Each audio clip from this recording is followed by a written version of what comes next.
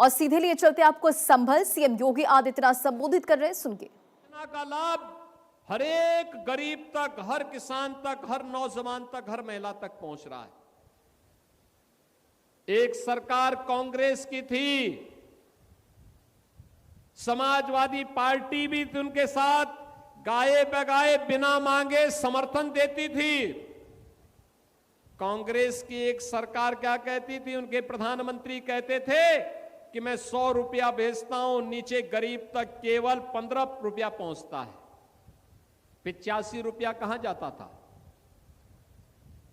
ये सब कांग्रेस, सपा और अन्य दलाल किस्म के गुंडे माफिया सब काली उस पे कब्जा कर लेते थे। ये जो 85 रुपये में डकैती पड़ती थी, ये किसी छात्र की छात्रवृत्ति का पैसा था, किसी गरीब के राशन का पैसा था, किसी गरीब के मकान का पैसा था, आवास का पैसा था, किसी किसान का प्रधानमंत्री किसान सम्मान निधि, या फिर किसी किसान के कृषि यंत्रों का पैसा था। ये किसी निराश्रित महिला, किसी वृद्धजन या किसी दिव्यांग जन का पेंशन का पैसा था, जिसको ये हजम कर जाते थे। किसी बेटी की शादी का पैसा था, किसी बेटी के स्कूली शिक्षा का पैसा था, जिसको ये सपा के लोग और कांग्रेस के लोग हजम कर जाते थे। आज जब मोदी जी या लखनऊ में मैं कोई बटन दबाते हैं, अगर 100 रुपया है तो 100 रुपया उस लाभार्थी के खाते में सीधे जाता है, बीच में कोई रोक टोक नहीं होती है, कोई उसमें नहीं ले सकता है, हिस्सा नहीं ले सकता। हिस्सा लेने का मतलब वो जेल जाने की तैयारी कर रहा है। आज कोई बेटी की सुरक्षा पर और व्यापारी की सुरक्षा पे सेंध नहीं लगा सकता है। पहले सपा के समय दंगे होते थे, कांग्रेस के समय दंगे होते थे, और संभल से ज्यादा दंगों के इस कुख्यात इतिहास को कौन जानता है? कौन जानता है? 78 में कितना बड़ा दंगा हुआ था, जला दिया गया था, मार दिया गया था, कोई पूछने वाला नहीं था। और आज कर्फ्यू भी नहीं, दंगा भी नहीं, नो दंगा नो कर्फ्यू। एक नए युग में हम प्रवेश कर गए हैं, न कर्फ्यू है न दंगा है, अब तो संभल में सब चंगा है, मस्ती के साथ संभल चल रहा है। अब कहीं कोई समस्या नहीं। हम लोगों ने पहले कहा, बेटी की सुरक्षा पर किसी ने सेंध लगाई तो मान के चलो कि उसके लिए 2 ही जगह होगी, या तो जेल होगी या जहन्नुम होगा, इसके अलावा कोई तीसरी जगह नहीं होगी। बहनों और भाइयों, सुरक्षा सुशासन की आधारशिला है। सुशासन निवेश की आधारशिला है, और निवेश आएगा तो रोजगार भी लेके आएगा। आज जब हम नौकरी के लिए नियुक्ति पत्र वितरित करते हैं, संभल का नौजवान भी आता है, कोई पुलिस में भर्ती हो रहा है, कोई अधिकारी बन रहा है, कोई शिक्षक बन रहा है, कोई तहसीलदार और कोई एसडीएम बन रहा है। संभल के नौजवान भी उसमें भागीदार बन जाते हैं। पहले तो इस पे केवल सिपाही सिंडिकेट का कब्जा था। आज योजनाओं का लाभ मिल रहा है बिना भेदभाव के। 16 करोड़ लोगों को फ्री में राशन की सुविधा का लाभ, 65 लाख गरीबों के घर में को सिर ढकने के लिए छत मिल गई, एक घर मिल गया। 3 करोड़ गरीबों के घर में शौचालय बन गए। 10 करोड़ से अधिक जनता को हमने आयुष्मान भारत में 5 लाख रुपए की सुविधा उपलब्ध करा दी। हर वर्ष 5 लाख रुपए की स्वास्थ्य, कहीं से भी वो उपचार करा सकता है। 2 करोड़ लोगों को फ्री में एलपीजी के कनेक्शन उपलब्ध करवाए गए, कोई समस्या नहीं। यह काम 2017 के पहले भी हो सकता था, लेकिन 2017 के पहले ऐसी सरकार नहीं थी जो गरीब के बारे में, दलित के बारे में, वंचित के बारे में, पिछड़ों के बारे में, कमजोर के बारे में, किसान के बारे में, महिलाओं के बारे में सोच सके। सोचते भी कैसे?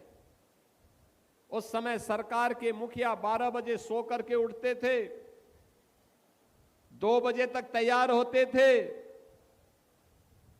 5 बजे जिम जाने का समय हो जाता था, 7 बजे जब जिम से वापस आते थे तो महफिल जम जाती थी। और फिर कब तक वो महफिल चलेगी कोई पूछने वाला नहीं था।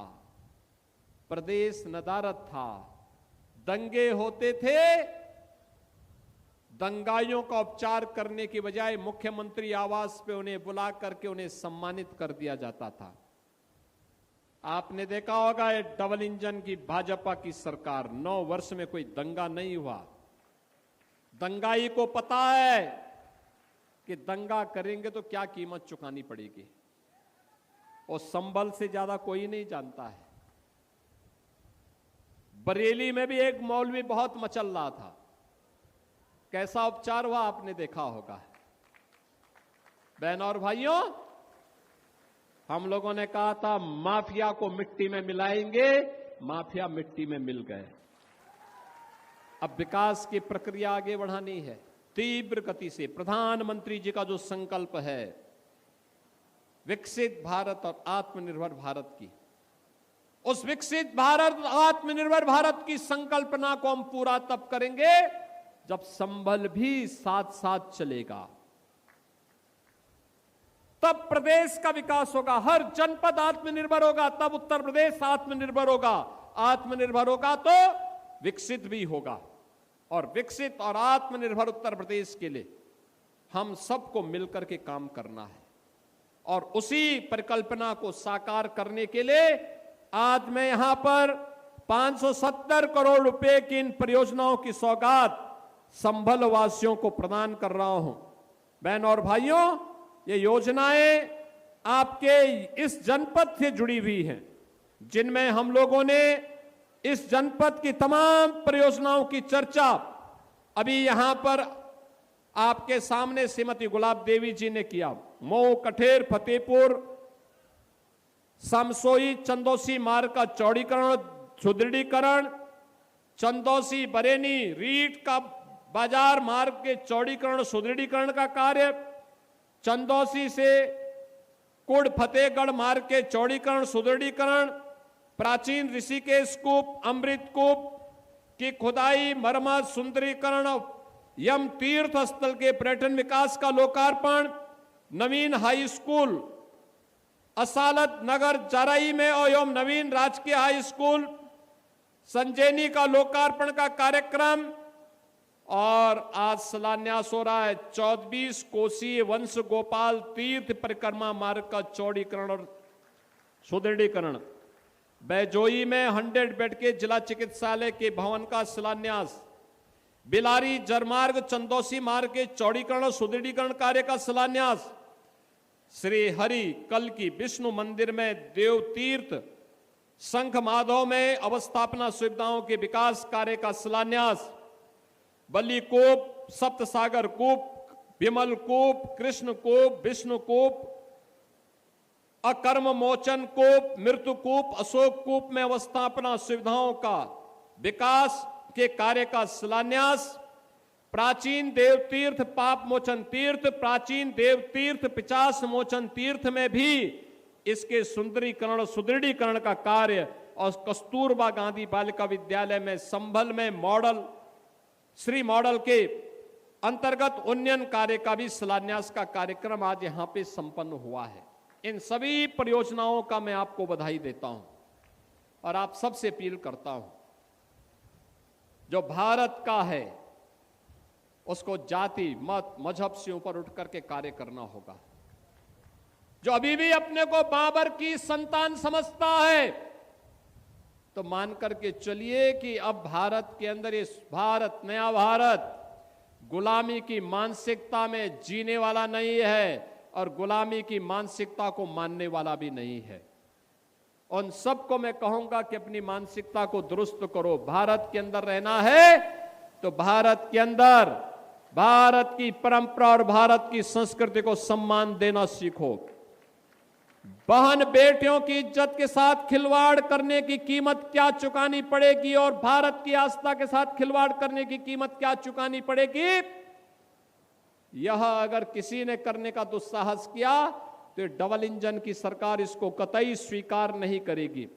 विरासत और विकास की अद्भुत यात्रा को लेकर के आज संभल ने जो यात्रा अपनी प्रारंभ की है, हम सब साथ साथ मिलकर के उसको आगे बढ़ाएंगे। इस विश्वास के साथ मैं आज की इन परियोजनाओं के लिए श्रीमती गुलाब देवी जी को, यहां के सभी पदाधिकारियों को, जनप्रतिनिधियों को, सतपाल सैनी जी हैं, जयपाल सिंह व्यस्त जी हैं, अजीत यादव जी हैं, अनामिका यादव जी हैं, इन सभी को।